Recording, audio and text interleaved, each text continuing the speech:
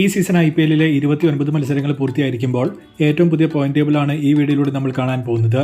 വീഡിയോയിലേക്ക് കടക്കുന്നതിന് മുൻപായി ഇതുപോലുള്ള കൂടുതൽ IPL വാർത്തകൾക്ക് വേണ്ടി ഈ ചാനൽ മറക്കാതെ സബ്സ്ക്രൈബ് ചെയ്യൂ. 6 മത്സരത്തിൽ 1 വിജയവും 5 പരാജയവും 2 പോയിന്റുമായി ചെന്നൈയാണ് 10ാം സ്ഥാനത്ത്. ടൂർണമെന്റിലെ ഏറ്റവും മോശം റൺ റേറ്റ് ഉള്ളതും അതുപോലെ തന്നെ ഇതുവരെ ഏറ്റവും മോശം പെർഫോമൻസ് നടത്തിയതും ചെന്നൈ തന്നെയാണ്. ടൂർണമെന്റിൽ നിന്നും ഓൾറെഡി പുറത്തായി എന്ന ആറ്റിറ്റ്യൂഡ് വെച്ച് കളിക്കുന്ന ചെന്നൈക്ക് വലിയ പ്രതീക്ഷ ഇനി അങ്ങോട്ട് കാണുന്നില്ല.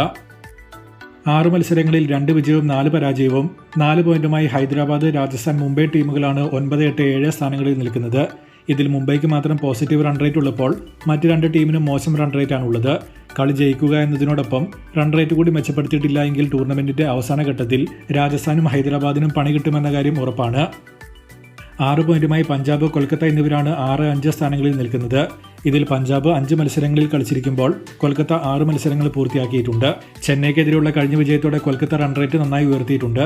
പഞ്ചാബിന്റെ റൺ റേറ്റ് ഓരോ മത്സരം കഴിയുന്തോറും പിന്നോട്ടാണ് ഇപ്പോൾ പോയിക്കൊണ്ടിരിക്കുന്നത്. എങ്കിലും രണ്ടുപേരും പോസിറ്റീവിൽ തന്നെയാണ് നിൽക്കുന്നത്. ഒരു നല്ല വിജയം സ്ട്രെയിറ്റ് ആയി ടോപ്പ് 4ലേക്ക് ഈ രണ്ടുപേരെയും കൊണ്ടുപോകും.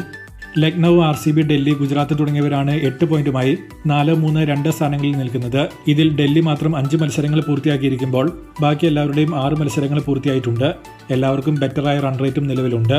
എല്ലാ ടീമിന്റെയും വരുന്ന ഓരോ മത്സരങ്ങളോടുകൂടി IPLന്റെ ആദ്യഘട്ടം അവസാനിക്കാൻ പോവുകയാണ്. സോ പോയിന്റ് ടേബിൾ ഏറ്റവും ടൈറ്റ് ആകുന്ന ടൈമാണ് ഇനി വരാൻ പോകുന്നത്.